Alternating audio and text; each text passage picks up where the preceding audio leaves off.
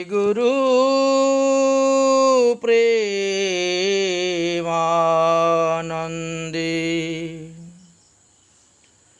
নিতাই গৌর সীতানা হরি হরি বল। গুরুবে গৌরচন্দ্রায়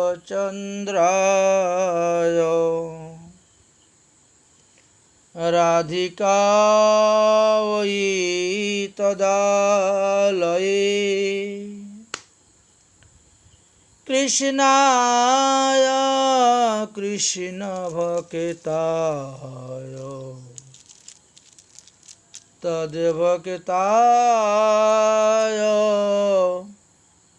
নমো নমঃ। সুধী ভক্তবৃন্দগণ, যেহেতু আগামী মঙ্গলবারে শ্রী শ্রী রাধা রানীর আবির্ভাব তিথি, এই উপলক্ষে আমরা রাধারানীর জন্মরহস্য আস্বাদন করার জন্য দুইটি পর্ব আমাদের আস্বাদন হয়েই গেছে।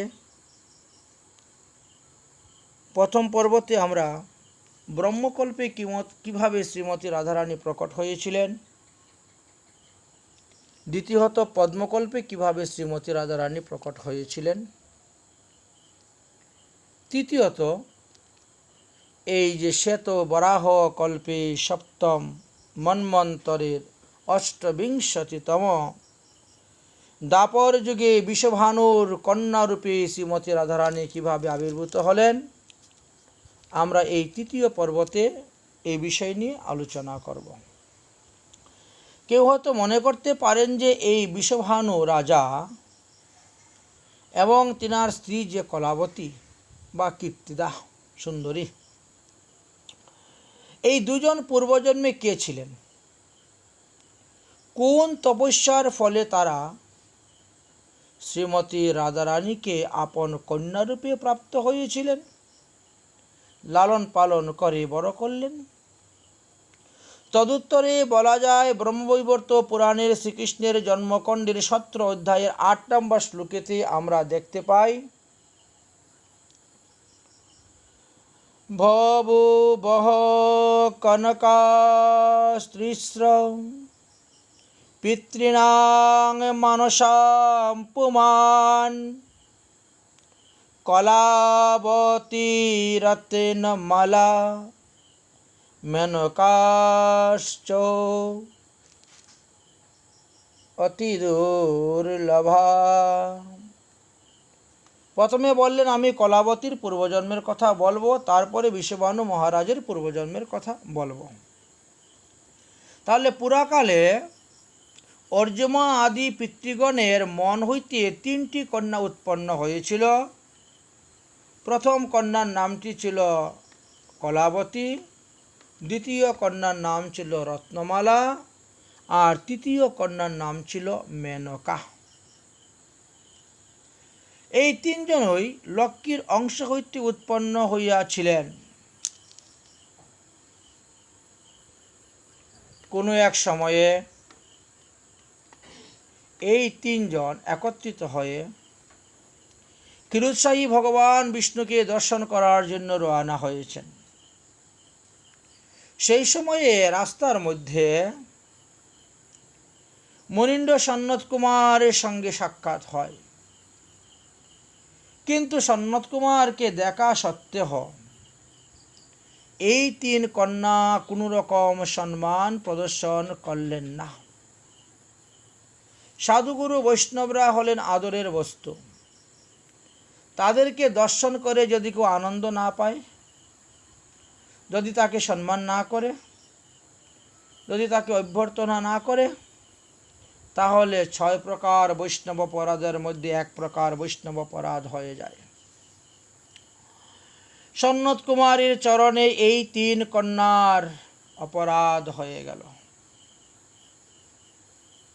সন্নত কুমার কুপিত হয়ে তাদেরকে অভিসম্পাত দিলেন। তোমরা পৃথিবীতে গিয়ে মানবী হয়ে জন্মগ্রহণ করো, মানুষের মতন কর্ম করে ফল অর্জন করে তোমরা মুক্তি লাভ করো, তো পুনরায় বিষ্ণুলোকে গমন করিতে পারিবে। এই অভিশাপের কারণ হেতু মেনকা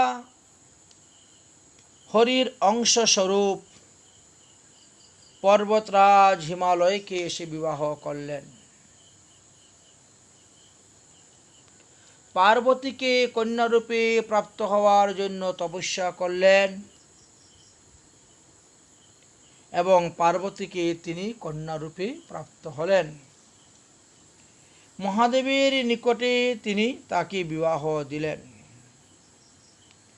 এই জন্য মেনকা হিমালয় পর্বতের জামাই হলেন মহাদেব।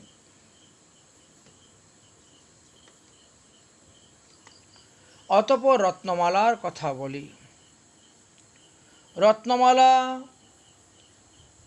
মিথিলার রাজা জনককে বিবাহ করলেন। সেখানে তিনি সীতাকে কন্যারূপে প্রাপ্ত হলেন। সেই সীতা পরবর্তী সময়ে ভগবান রামচন্দ্রের সঙ্গে বিবাহ হল। এইবার কলাবতীর কথা শোনো।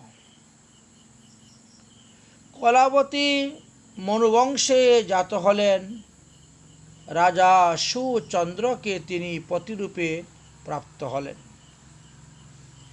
এই রাজা সুচন্দ্র শ্রীহরির অংশ হইতে উৎপন্ন হয়েছিলেন। রাজা সুচন্দ্র বিবাহিত জীবনে কোনো সন্তান লাভ করতে পারেন নাই বলে মনোদুঃখে তিনি রাজকার্য ছেড়ে দিয়ে ভারতবর্ষের বিন্দু পর্বতে গমন করত মহিষী পুলহের আশ্রমের পাশে পতি এবং পত্নী তারা দুজন সন্তান প্রাপ্তির জন্য ঘোর তপস্যা শুরু করলেন। ব্রহ্মার তপস্যাতে মগ্ন হন। রাজা সুচন্দ্র অনাহারে তপস্যা করিতে করিতে একদিন নিষ্প্রাণ হইয়া ভূতলে মূর্ছিত হয়ে পড়ে গেলেন। তখন কলাবতী পতির দেহটিকে বক্ষে ধারণ করিয়া রুদন করিতে লাগিলেন। তখন সেখানে আবির্ভূতা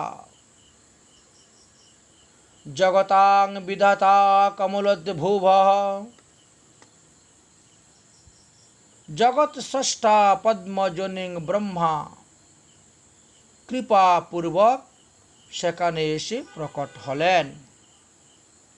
ব্রহ্মবর্ত পুরাণের শ্রীকৃষ্ণের জন্মকাণ্ডের 17 অধ্যায়ের 20 নম্বর শ্লোক হইতে জানা যায়,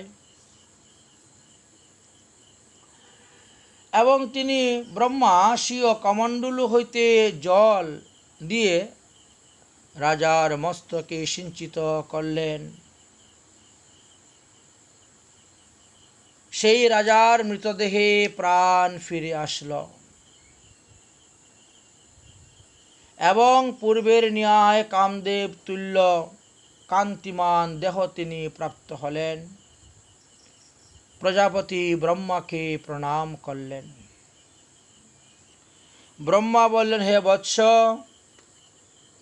তোমার তপস্যাতে আমি সন্তুষ্ট হয়েছি, সুতরাং তুমি অবিলাসিত বর প্রার্থনা করো। রাজা সুচন্দ্র তখন পরম নির্বাণ মোক্ষলাভের বর প্রার্থনা করিলেন। তখন কলাবতী বলিলেন, হে পিতামহ ব্রহ্মা, আপনি আমার স্বামীকে এই বর দিবেন না,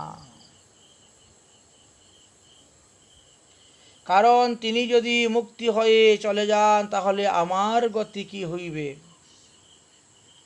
কে আমাকে দেখাশোনা করবে? আপনি একটু বিবেচনা করে দেখুন, আমার মৃত্যুর পরে তিনার মুক্তি, এটাই ঠিক। ব্রহ্মা বলিলেন, পূর্বজন্মের কর্মফল ভোগ তোমাদের এখনো শেষ হয় নাই, তো মুক্তি হবে কেমন করে? তবুও যখন তোমরা আমার উপাসনা করে মুক্তি লাভ করতে চাচ্ছ, তবে শোনো, আমি তোমাদেরকে বলছি, এখন তোমরা উভয়ে রাজধানীতে ফিরে যাও এবং যথাযথভাবে রাজ্য বিষয় ভোগ করো। অনাসক্ত হয়ে রাজ্য পরিচালনা করো। অতঃপর তোমাদের এই দেহ পতন হবে। তারপরে তোমরা কিছুদিন স্বর্গাদি উত্তম লোকে বসবাস করবে, স্বর্গসুখাদি ভোগ করবে। তারপরে পুনরায় তোমরা উভয়ে ভারতবর্ষে গিয়ে জন্মগ্রহণ করবে। আমার তপস্যা কখনো নিষ্ফল হয় না। সুতরাং ওই জন্মে তোমরা শ্রীমতী রাধারানীকে কন্যারূপে প্রাপ্ত হইবে। শ্রী রাধার সেবা শুশ্রূষার ফলে তোমরা উভয়ে জীবমুক্ত হয়ে যাবে এবং নিত্য গোলকধামে চলে আসবে। সেই রাধার সহিত গোলকেই তোমরা গমন করবে, বাস করবে। এই কথা বলে ব্রহ্মা অন্তর্ধান হয়ে গেল। তাহলে কলাবতীর পূর্বজন্মের কথা, অর্থাৎ কীর্তিকার পূর্বজন্মের কথা আমরা জানতে পারলাম, এবং বিষভানু মহারাজেরও পূর্বজন্মের কথা আমরা এই স্থানে জানতে পারলাম। দেবী ভাগবতে এ বিষয়ে উল্লেখ আছে যে শত্রুঘ্নের বংশেতে বিষভানু রাজা জন্মগ্রহণ করেছিলেন, অর্থাৎ বিষভানু মহারাজ সূর্যবংশেই জন্মগ্রহণ করেছিলেন। তিনি ক্ষত্রিয় ছিলেন। বরাহকল্পে শ্রীমতী রাধারানী এই ভাদ্র মাসে কিভাবে অবতীর্ণ হয়েছিলেন, শুক্লপক্ষের অষ্টমীতে আবির্ভাব হয়েছিলেন, এই বিষয়ে আমরা আস্বাদন করব।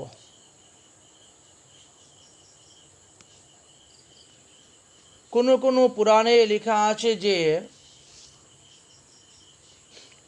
কলাবতী এবং বিষভানু মহারাজ সন্তান প্রাপ্তির জন্য তারা অম্বিকা দেবীর পূজা করেছিলেন। যাই হোক, তাহলে আমরা দেখতে পেলাম যে পূর্বে যিনি সুচন্দ্র নামক রাজা ছিলেন, গোকুলে এসে তিনি বিষভানু মহারাজ রূপে জন্মগ্রহণ করলেন, অর্থাৎ রাবেল গ্রামেতে। রাবেলে এসে বিষভানু রূপে জন্মগ্রহণ করলেন। পূর্বে যিনি কলাবতী নাম ছিল,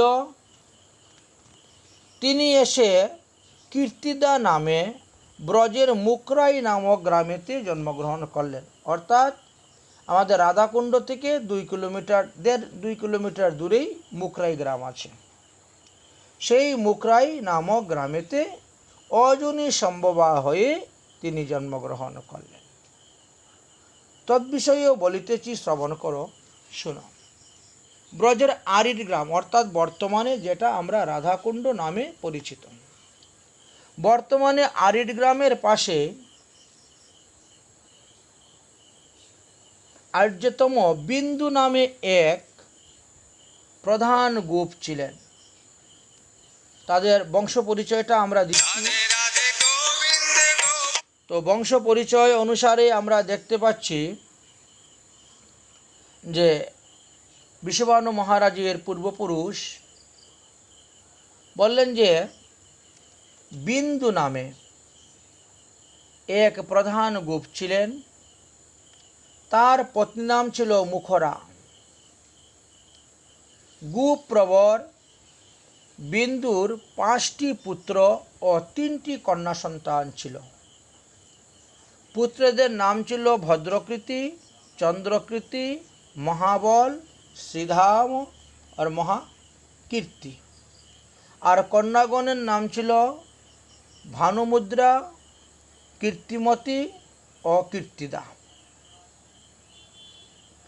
পুরাণ মতে কীর্তিদারই এক নাম কলাবতী ছিল, যেটা আমরা পূর্বজন্ম অনুসারে পেয়েছি।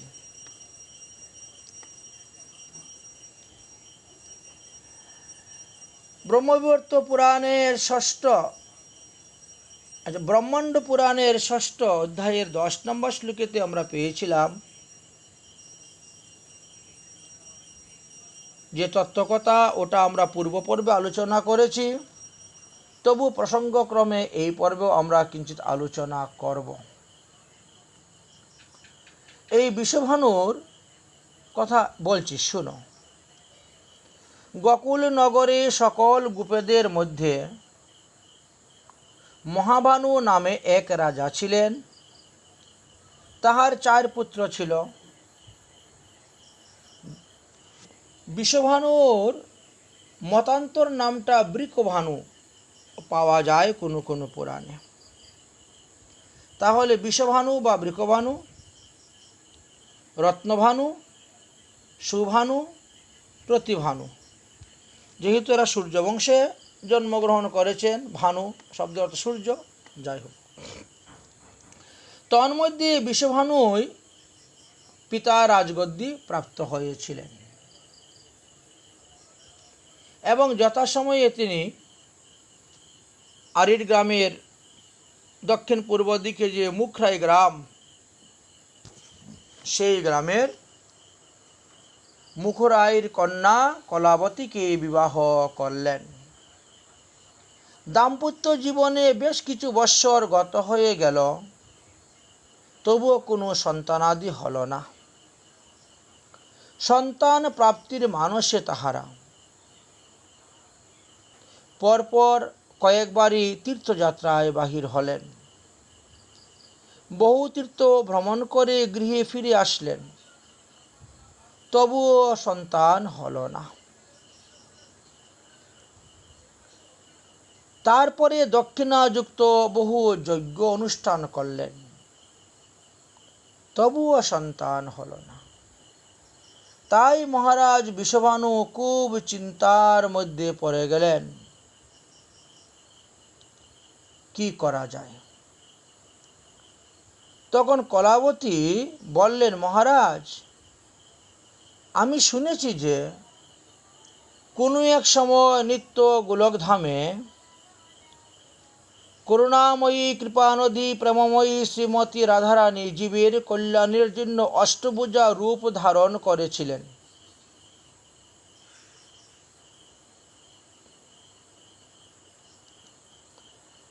এবং সেই অষ্টভুজা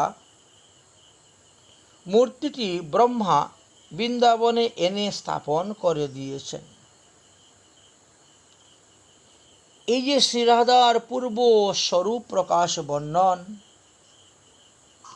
এটা আমরা ব্রহ্ম অঙ্গিরা সংবাদ থেকে পেয়েছি, ব্রহ্মাণ্ড পুরাণের অন্তর্গত এই কথাটি উল্লেখ আছে। তো রাধারানী অষ্টভুজা রূপ ধারণ করেছিলেন। অষ্টহস্তা বিশালাক্ষী চন্দ্রার্ধ কৃত শেখরা কিরীটি হার কেউর কুণ্ডল দুতিত্তান। দেবী অষ্টভুজা তাহলে ঊর্ধ্ব হস্তদ্বয়ের মধ্যে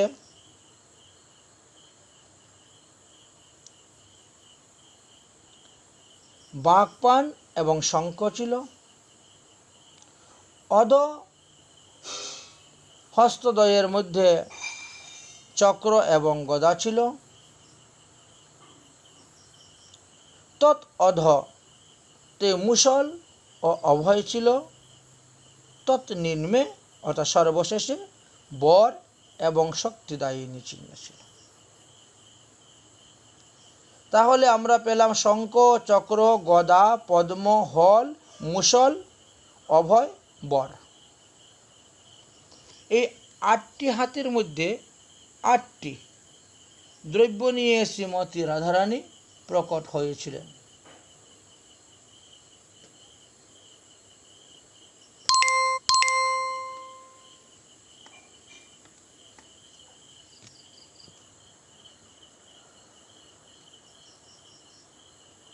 দেবী অষ্টহস্তি, বিশাল নয়না, অর্ধচন্দ্র, সুশোভিত ললাট, মস্তকে কিরীটি, গলায় হার, বাহুযুগলে কেয়ূর পরিসুশোভিত ছিল, কর্ণমূলে কুণ্ডল যুগল আন্দোলিত এবং তাহার উদ্দীপ্ত বরদান বিন্দু ছিল।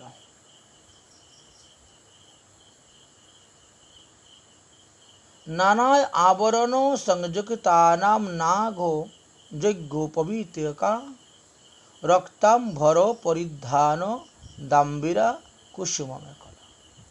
বহুবিধ অলঙ্কারে আচ্ছাদন গাত্র,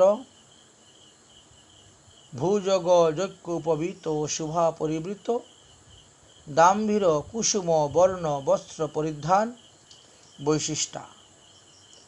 রক্তমালাম ধরা দেবী কুটভাসন সুরা, রক্তবর্ণ কুঙ্কুমের মালাধারিণী, উদ্দীপ্ত কুটি সূর্যের ন্যায় তপ্ত কাঞ্চন বর্ণা।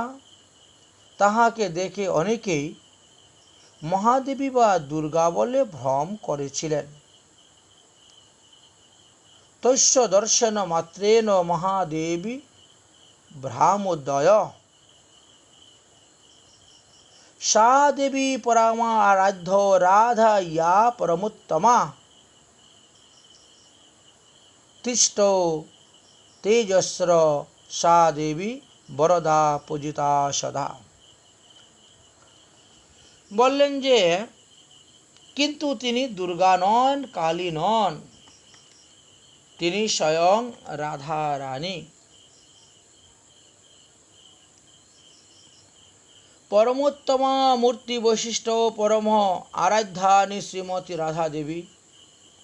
তিনি বৃন্দাবন ধামে অবস্থান করেন। ওই দেবী ব্রজেশ্বরী এবং ব্রজধামে অবশিষ্ট। তাহার পূজা করিলে তিনি সর্বদা পূজকদেরকে বরদান করে থাকেন।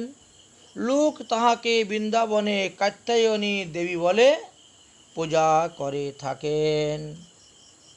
নানা ধাতুভিরাশ্চন্নে নানা মৌনি গণাবৃতে, ব্রহ্মণা স্থাপিতাং পূর্বং কালিন্দা তটো সন্নিধৌ। নানা রকমের অলঙ্কার বিভূষিতা, নানা মণিময় ব্রহ্মা এই মূর্তিকে এনে এই যমুনার তটে বৃন্দাবনে স্থাপন করে গিয়েছিলেন। তিনার চরণে যারা শরণাপন্ন হন, তিনার বরে মানুষের সমস্ত দুঃখ দূর হয়। হে নাথ শরণ্যং যাশ্চি জগতে মাতা রমণাম্বিকাম, যাশ্চতে প্রসন্ন তপস্যা বর্ষা মন মানগ। হে স্বামী, অতএব তুমি দুঃখ করিও না। এক্ষণে সন্তান অবিনাশী জগৎমাতা অম্বিকার শরণ লও, তপস্যা করো এবং বচনের দ্বারা তার স্তব স্তুতি পাঠ করো। তার পূজা পদ্ধতি, শুদ্ধ নিয়মাদি সব কিছু জানার চেষ্টা করো। তাকে ভজন করলে অনায়াসেই আমাদের মন অভীষ্ট বস্তু পূর্ণ হবে। এতৎ নিঃসৈম্য বচনং প্রিয়ায়াং প্রিয়মাত্মনম, অনপত্যৌষু দুঃখস্তু জগাম তপসীবনম। সপত্নী কীর্তিদার মুখে আপন প্রিয়ঙ্কর হিতোপদেশ বাক্য শ্রবণ করিয়া বিষণবানু মহারাজ সমস্ত দুঃখ ত্যাগ করে বৃন্দাবনের যমুনার তটে কাত্যায়নী মন্দিরের তিনি তপস্যায় মগ্ন হয়ে গেলেন। দেবীর তপস্যা তিনি আরম্ভ করলেন।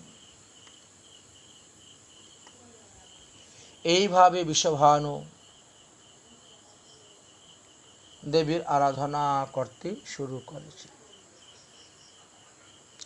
তিনি প্রতিদিন যমুনার জলে স্নান করেন, এক মনে পদ্মাসনে বসেন, প্রাণ অপান সমান উদান বান বায়ুকে প্রাণায়ামের দ্বারা সংযুক্ত করত মৌন অবলম্বন করেন। অতঃপর সিধুর যুগ অবলম্বনের দ্বারা মূলাধারস্থ কুলকুণ্ডলিনীর সহিত হৃদয়স্থ জীবাত্মাকে লইয়া শিরস্থিত সহস্রদল কমলে পরমাত্মার সহিত সংযুক্ত করিয়া চিত্তকে নিশ্চল করিলেন। অতঃপর প্রথম বৎসর প্রতিদিন একবার মাত্র জলস্থ হইয়া ফলমূল আহার, দ্বিতীয় বৎসরে জলাহার, তৃতীয় বৎসরে বায়ু আহার করিয়া দেবীর উপাসনা করিলেন। তবুও দেবীর কৃপা পেলেন না। অবশেষে পাদাঙ্গুষ্ঠে বিষ্টিব্য ধরণী মূর্ধবাহক ঊর্ধ্বমৎক্ষিপ্তমোপাদোদারকং সমোপানয়াৎ। রাজা তখন চরণের বৃদ্ধাঙ্গুলের দ্বারা পৃথিবীকে স্পর্শ করিয়া ঊর্ধ্ববাহু হইয়া আরও একটি বৎসর উপাসনা করলেন। তবুও দেবীর কৃপা পেলেন না। তারপর ঊর্ধ্বপদ অধঃশির হইয়া তিনি তপস্যায় রত হইলেন। সেই সময়ে আকাশবাণী হইল, হরিনাম বিনা বৎস কর্ণশুদ্ধ ন জায়তে, তস্মা শ্রেয় করং রাজন হরিনামানুকীর্তনম। হে বিষভানু মহারাজ, যে পর্যন্ত তুমি হরিনামে দীক্ষা গ্রহণ করো নাই, সেই পর্যন্ত তোমার দেহশুদ্ধ হয় নাই, কর্ণশুদ্ধ হয় নাই। সুতরাং আমার তপস্যা করলেও তুমি কোনো কিছু লাভ করতে পারবে না। অতএব তুমি আগে দীক্ষা গ্রহণ করো, হরিনাম গ্রহণ করো, তারপরে তুমি আমার তপস্যা করো, তবেই তুমি লাভ করতে পারবে আমাকে। হরিনাম কীর্তন করো, তদ্বারা তোমার মনোভীষ্ট পূর্ণ হবে। হে বিষভানু মহারাজ, গৃহান্ন হরিনামানি যথা ক্রমশ আনন্দিত। সুতরাং তুমি সদ্গুরুর নিকট হইতে হরিনাম গ্রহণ করো এবং নিন্দনীয় যে সমস্ত কাজ আছে তার থেকে বিরত হও। সর্বদা হরিনাম কীর্তন করো। আকাশবাণী শ্রবণ করে বিষভানু মহারাজ তপস্যা থেকে বিরত হলেন। দুই হাত জোর করে আকাশের দিকে তাকিয়ে স্তুতিভক্তি করে বললেন, মাতস্তং কিন্দৃশ্য নাম হরি নামানি কীর্তনম। হে মাত, আমি কোন অনুষ্ঠানের মাধ্যমে হরিনাম গ্রহণ করিব? কাহার নিকট হইতে হরিনাম গ্রহণ করিব? এই হরিনামের মহিমা কি? আপনি আমাকে কৃপা করে বলুন। পূর্ববৎ পুনরায় আকাশবাণীর দ্বারা দেবী কাত্যায়নী বললেন, রাধা কৃষ্ণ কুঞ্জ সেবা সাধ্য সেই পায়, সেই সাধ্য পাইলে আর নাহি উপায়। তাহলে রাধা কৃষ্ণের এই মন্ত্র যুগল নাম হরিনাম। আমরা এই স্থানে একটি সনাতন গোস্বামীর বৃহৎ ভাগবতামৃতের টিকা থেকে আস্বাদন করব। এই যে মঞ্জুরি ভাব বা শ্রী রাধাদাস্য আমাদের আচার্যগণ বর্ণন করে গিয়েছেন। সনাতন গোস্বামী পাদ সর্বসাধনার মধ্যে চরম মহাসাধ্য বস্তু বলে গেছেন। প্রেম ভক্তি রীতিযত নিজ গ্রন্থে শুভেল করহ করিয়াছেন দুই মহাশয়, যাহার শ্রবণ হইতে পরমানন্দ হয় চিত্তে, যুগল মধুর রাগাশ্রয়। যুগল কিশোরের প্রেম যেন লক্ষ্যবান হেম, হেম হেন প্রেম প্রকাশিল যারা, জয়রূপ সনাতন দেহমুরি প্রেমধন, সে রতনে মূর গলার হারা। এত গেল স্বীয় সাধনের কথা। তাহলে হরিনাম যত পর্যন্ত গ্রহণ করা হবে না তত পর্যন্ত কর্ণশুদ্ধ হবে না, দেহশুদ্ধ হবে না। যদিও হরিনাম মহামন্ত্র দীক্ষা পদ্ধতির গ্রন্থের মধ্যে তাকে দীক্ষামন্ত্র বলে গ্রহণ নয়, তথাপিও দীক্ষার পূর্বে হরিনাম দিতে হয়, এটাই উল্লেখ আছে।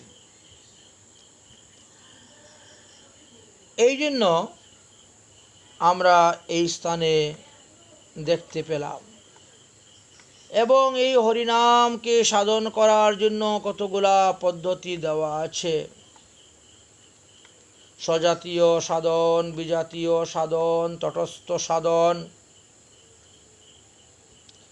ইত্যাদি ইত্যাদি ভাবে অনেক প্রকার তত্ত্বকথা বর্ণন করা আছে। বিরুদ্ধ সাধন, তারপরে সাধন করতে গিয়ে যে আমরা ফল্গু বৈরাগ্য, সূক্ষ্ম বৈরাগ্য, মর্কট বৈরাগ্য, কর্মাসক্তি ইত্যাদি কথা আমরা দেখতে পাই। তো যাই হোক, তাহলে তিনাকে হরিনাম সাধনের কথা উপদেশ দিলেন। এই যে হরিনাম সাধন, এই হরিনাম সাধনের দ্বারাই তিনার কল্যাণ হবে। তো সেই প্রসঙ্গ আমরা দেখতে পেলাম। অতঃপর কি হলো? অতঃপর তিনি বললেন যে আমি কার কাছ থেকে দীক্ষা গ্রহণ করব, আমি তো জানি না, কৃপা করে আপনি আমাকে বলুন। তখন বললেন, যাও পর্বতমণির নিকট থেকে তুমি দীক্ষা নিয়ে আসো। তিনি পর্বতমণির নিকটে গমন করলেন, সেখান থেকে হরিনাম দীক্ষা নিয়ে আসলেন। এনে দেবী কাত্যায়নীর ব্রত উপাসনা করলেন। ব্রহ্মাণ্ড পুরাণ হইতে জানা যায় যে দেবী কাত্যায়নী একটি ডিম দিয়েছিলেন। কোনো কোনো পুরাণ হইতে জানা যায় যে একটি ফুল দিয়েছিলেন। বলছেন এটা নিয়ে রাখো, এর থেকে যে সন্তান উৎপন্ন হবে সেটাই তোমার কন্যারূপে জাত হবে। তো যাই হোক, এইভাবে আমরা দেখতে পাই শ্রীমতী রাধারানী তিনিও অজনী সম্ভবা রূপে বিষভানু মহারাজের কন্যারূপে প্রকট হয়েছিলেন। এই বিষয়ে পদ্মপুরাণে আরও বিস্তারিতভাবে সুন্দরভাবে আলোচনা করা আছে। এই জন্য আমরা পদ্মপুরাণ থেকেও কিছু আস্বাদন করব। তো সমস্ত গ্রন্থগুলোকে মন্থন করে আমাদের গোস্বামীগণ সিদ্ধান্ত করে গেলেন যে শ্রীমতী রাধারানী মধ্যাহ্নকালী আবির্ভাব হয়েছিলেন, প্রকট হয়েছিলেন। অতএব মধ্যাহ্নকালেই তিনার অভিষেক করা প্রয়োজন। একাদশী দ্বাদশী ব্রত আমরা যেভাবে করি সেইভাবেই শ্রীমতী রাধারানীর ব্রত সম্পূর্ণ দিন করতে হবে এবং পরের দিন গিয়ে পালন করতে হবে। যদি কেউ নির্জলা থাকতে না পারেন, তারা অন্ততপক্ষে দুপুর 12টা পর্যন্ত তারা নির্জলা থাকবেন তারপরে মধ্যাহ্নে অভিষেক করে তারপরে আপনারা অভিষেকের পঞ্চামৃত পান করতে পারেন বা ফলমূল পান করতে পারেন। কিন্তু পঞ্চরবি শস্যাদি গ্রহণ করা যাবে না, সেইগুলো সম্পূর্ণভাবেই নিষিদ্ধ। একাদশীতে যে যে দ্রব্য নিষিদ্ধ, জন্মাষ্টমী আদি জয়ন্তী ব্রত, এটাও তো একটা জয়ন্তী ব্রত, শ্রীমতী রাধারানীর আবির্ভাব তিথি, এটাকে রাধা জয়ন্তী বলা হয়। 6টি জয়ন্তী ব্রতের মধ্যে এটা একটি জয়ন্তী ব্রতের অন্তর্ভুক্ত, শাস্ত্র অনুসারে আমরা পেয়েছি। অতএব এই ব্রত সকলেরই পালন করা কর্তব্য। আমরা বাকি বিষয়গুলা আস্বাদন করব পদ্মপুরাণ থেকে। সেখানে কি কি সিদ্ধান্ত বলেছেন, কিভাবে ব্রত করতে হবে, রাধারানীর জন্মাষ্টমী ব্রত পালন করলে কি হয়, না করলে কি হয়, তার মহিমা কি ইত্যাদি আমরা চতুর্থ পর্বেতে আস্বাদন করব। তৃতীয় পর্বের বিষয়বস্তু আমরা এখানেই বিশ্রাম দিলাম।